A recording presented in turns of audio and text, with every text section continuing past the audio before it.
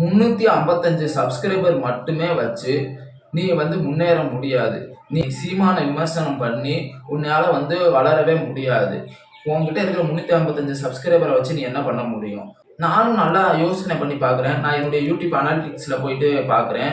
என்னுடைய வீடியோவை அதிகமா பார்க்கறது யங்ஸ்டர்ஸ். சீமானுடைய கவர் போட்டோ இருக்கிற வீடியோ தான் அதிகமா பார்க்கப்படுது. அதுக்கு தான் அதிகமான கமெண்ட்ஸ். ஏன் எல்லா கமெண்ட்டுமே சீமான பத்தி நான் பேசின வீடியோக்கு தான் அதிகமா கமெண்ட்ஸ் வருது. அதுதான் அதிகமா வியூஸ் போகுது. ஒரு சில மாதங்கள்லயே நல்ல வியூஸ் போகுது. ரொம்ப வியூஸ் போல. ஏன்னா 355 சப்ஸ்கிரைபர் இருக்கிறவங்களுக்கு 500 வியூஸ் போனாலே அது பெருசு தானே. அப்படி போகக்கூடியது சீமானுடைய கவர் போட்டோ இருக்கிற வீடியோ தான் போகுது.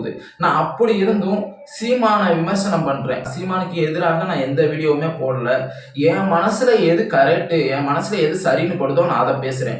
சீமான் கவர் போட்டோ வச்சிருக்கிற வீடியோ தான் அதிகமா வியூஸ் போகுது. அதுக்கு தான் அதிகமான கமெண்ட்ஸ் வருது. அதுதான் அதிகமா பார்க்கப்படுது. ஆனாலும் நான் சீமானுக்கு ஆதரவாக பேசாம எதிராக பேசுறேன். உங்க பார்வையில எதிராக பேசுறேன். சரிங்களா? அதுக்கு என்ன காரணம் அப்படின்னா எனக்கு எது சரின்னு படுதோ அதை நான் பேசுறேன். எப்படி சாதி அரசியல், நான் இதுக்கு முன்னாடி பல வீடியோல சொல்லியிருக்கேன். எப்படி சாதி அரசியல் தவறு, எப்படி மத அரசியல் தவறு, அது மாதிரி தான் இன அரசியலும். ஒருத்தவங்க சாதி ரீதியா, பொருளாதார ரீதியா, மதம் ரீதியா, இனம் ரீதியா சிறுபான்மைப்படுத்தப்படுறாங்க. அதாவது ஒரு மதத்தை சேர்ந்தவங்க, ஒரு இனத்தை சேர்ந்தவங்க ஒரு இடத்துல குறைந்த பேரு, அதாவது சிறுபான்மை கொஞ்சமா இருக்காங்க அப்படின்னா அவங்களுக்கு ஆதரவா பேசுறதுதான் என்னைய பொறுத்த வரைக்கும் தர்மம். சரிங்களா? அவங்களுக்கு ஆதரவாக தான் நம்ம நிக்கணும். அதுதான் கம்யூனிசம், அதுதான் பெரியாரிஸ்ட், அதுதான் திராவிடம். சரிங்களா? யாரு பொருளாதார ரீதியாவோ சாதி ரீதியாவோ சிறுபான்மையா இருக்காங்க, குறைந்த பேர் இருக்காங்க, அதிக எண்ணிக்கையில இருக்கிறவங்க அவங்கள ஒடுக்குறாங்க அப்படின்ற போது நம்ம அவங்க பக்கம் நிக்கிறது தான் பெரியாரிஸ்ட், கம்யூனிஸ்ட் எல்லாமே அதுதான். நீங்க ஒண்ணு சொல்லுவீங்க, நாங்க யாரையும் இன ரீதியா ஒடுக்கல. கன்னடம், தெலுங்கு, மலையாளி யாரு வேணாலும் தமிழ்நாட்டுல வாழட்டும், அவங்கள நாங்க நல்லா வாழ வைக்கிறோம், அவங்களுக்கான முடிகிற அளவுக்கு உதவி பண்றோம்.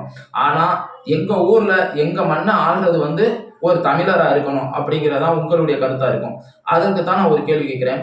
இது வரைக்கும் இவ்வளவு கட்சிகள்ல தமிழர்கள் சீமான் மட்டும்தான் தமிழர்களா? விஜயகாந்த் அரசியல்ல இருக்கும்போது விஜயகாந்தையும் அண்ணன் தெலுங்குன்னு சொல்லிட்டு விமர்சனம் பண்ணாரு. சரி, அவர் நாயுடு தெலுங்கராவே இருந்துட்டு போகுது. சரிங்களா? ஆனா தமிழர்கள் ஆட்சி பண்ணாததுக்கு யாரு காரணம்? இப்ப ஆக்சுவலா 4 வருஷமா எடப்பாடி ஆட்சி பண்ணாரு. எடப்பாடி தமிழர் தான். ஆனா அந்த இடத்துல அவரை விமர்சனம் பண்ணும்போது திராவிட கட்சியை விமர்சனம் பண்ணுவோம். சரிங்களா? அதாவது எடப்பாடி விமர்சனம் பண்ண மாட்டோம். இது வரைக்கும் தமிழர்களை ஆண்டது இல்லை அப்படின்னு சொல்லிட்டு இப்ப அந்த இடத்துல திராவிட கட்சிகள் ஏடிஎம்கே விமர்சனம் பண்ணுவோம். அண்ணன் எடப்பாடி விமர்சனம் பண்ண மாட்டோம். ஆனா கருணாநிதியவோ இல்லை டிஎம்கே விமர்சனம் பண்ணணும்னா அவரை திராவிடம் தெலுங்குன்னு சொல்லிட்டு எப்படி வேணாலும் விமர்சனம் பண்ணிக்கலாம். இந்த மாதிரி தான் உங்களுடைய இது இருக்கு. அதாவது அண்ணாதுரைக்கு அப்புறம் டிஎம்கே முதலமைச்சர் ஆகக்கூடிய வாய்ப்புகள் 2 பேருக்கு இருந்தது. இதுவரைக்கும் இருந்த எல்லா முதலமைச்சருமே நீங்க தான் அடுத்த முதலமைச்சர் அப்படின்னு யாரையுமே கை காட்டி சுட்டி காட்டிட்டு போகல. அவங்க இறந்ததுக்கு அப்புறம் யாரு வாய்ப்பை பயன்படுத்திக்கிறாங்களோ, மக்கள் யாருக்கு ஆதரவு தெரிவிக்கிறாங்களோ அவங்க தான் முதலமைச்சர் ஆயிருக்காங்க. அது மாதிரி அண்ணாதுரைக்கு அப்புறம் நெடுஞ்செழியனுக்கும் வாய்ப்புகள் இருந்துச்சு. அவர் ஒரு தமிழர். கருணாநிதிக்கும் வாய்ப்புகள் இருந்துச்சு. மக்களுடைய ஆதரவோட கருணாநிதி ஆட்சியை எடுத்துக்கிட்டாரு. ஆட்சியை அவர் கைவசப்படுத்திக்கிட்டாரு. ஆனா நம்ம தமிழர்கள் ஆளலைன்னு சொல்றோம். உங்களுடைய பேரண்ட்ஸ் தான் கருணாநிதி தான் முதலமைச்சர் ஆகணும்னு சொல்லிட்டு அவருக்கு வாய்ப்பு வழங்குனது. சரிங்களா? ஏன்னா ஒரு தலைவர் எந்த இனத்தை சார்ந்தவங்க அப்படின்னு சொல்லிட்டு அப்ப பார்க்கல. யாரு நமக்கு நல்லது பண்ணுவா அப்படின்றது மாதிரி பார்த்தாங்க. அரசியல் பண்ணப்பட்டது. கருணாநிதி சரி ஏதோ ஒரு கோலுமாடு வேலை பார்த்து ஆட்சி அமைச்சு முதலமைச்சர் ஆயிட்டாருன்னு வச்சுக்கிறோம். சரிங்களா? அதுக்கு அடுத்து அண்ணன் பிரபாகரனை எல்லா மக்களுக்கும் கொண்டு சேர்த்தது விசிகே, விடுதலை சிறுத்தைகள் கட்சி, திருமாவளவன், வைகோ பிரபாகரனோட இருந்த வீடியோ போட்டோஸ் நீங்க நிறைய பார்க்கலாம். அதுக்கப்புறம் அவரு பல எலெக்ஷன்ல நின்றாப்புல. அவரை மக்கள் முதலமைச்சர் ஆக்கல, எதிர்கட்சியா கூட ஆக்கல. விசிகே திருமாவளவன் ஒரு தமிழர், அவரை மக்கள் முதலமைச்சர் ஆக்கல, எதிர்கட்சியா கூட ஆக்கல. அவரை இப்ப வரைக்கும் நீங்க ஏத்துக்கிறவே இல்லை. அவரை தம்பிகள் ஆகிய நீங்கள் சீமான ஆதரிக்கக்கூடியவங்க விமர்சனம் பண்றீங்க, அவரை அவதூறு பண்றீங்க. சரிங்களா?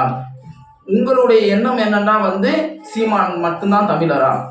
எல்லாமே வந்து ஹீரோ தான், ஹீரோவுக்கு சொந்தமானது. ஆனா அதுல ஹீரோவுடைய பங்களிப்பு வந்து ஸ்கிரீன்ல மட்டும்தான். பேக்எண்ட்ல வந்து நிறைய பேர் ஒர்க் பண்ணிக்கிட்டு இருப்பாங்க. உண்மையான ஹீரோ யாருன்னு கேட்டீங்கன்னா வந்து இயக்குனர். இயக்குனர் தான் அவன் ஆட்டி வைக்கிறது வரை தான் நடிகர் வந்து ஆடுறாரு. சரிங்களா? இயக்குனர் என்ன சொல்றாரோ அதைத்தான் வந்து நடிகர் பண்றாரு. ஆனா நமக்கு இயக்குனரை தெரியறது கிடையாது, ஹீரோவை தான் தெரியுது. அது மாதிரி ஏன்னா வந்து அந்த வசனம் வந்து அவர் பேசுறாரு, அந்த டைலாக் அந்த ஃபைட் வந்து அவர் கொடுக்குறாரு அப்படிங்கிற மாதிரி சீமானுடைய வசனங்களுக்கும் சீமானுடைய ஆக்ஷன்களுக்கும் சீமான உணர்ச்சிகரமா பேசுறதுக்கு நீங்க அடிமையா இருக்கீங்க. என்ன அவருடைய அந்த பேச்சும் அவருடைய ஆக்டிவிட்டிஸும் உங்களை ஈர்த்திருக்க ஒழிய அவருடைய நல்ல எண்ணமோ அவருடைய நல்ல செயல்களோ உங்களை ஈர்க்கல. அவர் ஒரு தமிழருங்கிறது உங்களை ஈர்க்கல. ஏன்னா தமிழர்கள் பல பேர் வந்து அரசியல்ல இருக்காங்க, அவருக்கு முன்னாடியில இருந்து இருக்காங்க, நாட்டுக்காக போராடி இருக்காங்க. பிரபாகரனை வெளியே கொண்டு வந்தது பட்டி தொட்டி எங்கும் சேர்த்தது வந்து விசிகே கட்சியுடைய தலைவர் திருமாவளவன். அவரை வந்து நீங்க ஏத்துக்கிறவே இல்லை. வைகோ அவரை ஏத்துக்கிறவே இல்லை.